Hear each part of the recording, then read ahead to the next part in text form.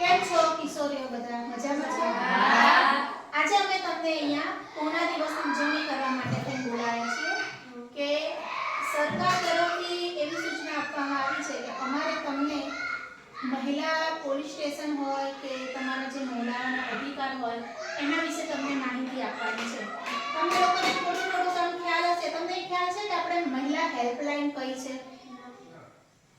તમે ક્યાંક બહાર જતા હો, એકલા હો અને ક્યાંક તમને તકલીફ પડી, તમને એવું લાગ્યું કે કંઈક ડર લાગે, તમને કોઈ વ્યક્તિથી તમને કંઈક તકલીફ હોય, તો સરકારશ્રીએ મહિલા હેલ્પલાઇનની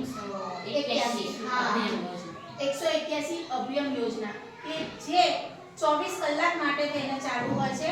એની ટાઈમ તમે મહિલાઓને જાતીય સતામણી અટકાયત અધિનિયમ અટકાવવા નિયંત્રણ અને પ્રતિબંધ 2013 માં મૂકવામાં આવ્યો છે. જાતીય સતામણી એટલે શું એ તમને તો બહુ માહિતી ન હોય એટલે અમે આપી દઈએ. શારીરિક સંપર્ક અથવા છેડછાડ અથવા જાતીય માંગણી અથવા વિનંતી અથવા અશ્લીલ સાહિત્ય તમને કોઈ આમ છેડછાડ કરે તો તેના માટે પ્રતિબંધ મૂકવામાં આવ્યો છે 2013 માં. છોકરીઓમાં કોઈ પણ પ્રકારની જાતીય સતામણી થાય ને તો એના માટે તમે પોલીસ સ્ટેશન અથવા કોઈ પણ મહિલાઓને હેલ્પલાઇન નંબર ઉપર તમે 181 ઉપર માહિતી જાણ કરીને તમને છે ને એના માટે તમને બીજી માહિતી મળી શકે છે અને તમે એનો વિરોધ પણ કરી શકો છો. છોકરીઓ કાયદાનું સ્થળ વિભાગ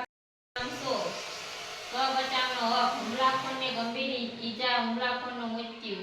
હુમલાખોરના કારણે મૃત્યુનો ભય હોય છે, ગંભીર ઈજાનો ભય હોય છે, બળાત્કાર કરવાના ઈરાદાથી થતી હુમલો, અકુદરતી વાસના સંતોષવા માટેનો હુમલો, અપહરણ અને અપહરણ ઈરાદા હુમલો, ખોટી રીતે ગોતી રાખવા માટેના હુમલો, આ બધા માટેને એટલે બળાત્કાર કોને કહી શકીએ કે તમારી સંમતિ વગર, તમારી સંમતિ ના હોય અને તમારી સંમતિ વગર કોઈ જબરદસ્તી કોઈ પણ પુરુષ છે, છોકરો છે તમારી સાથે શારીરિક સંબંધ બનાવે તો એને તમે બળાત્કાર કરી શકો.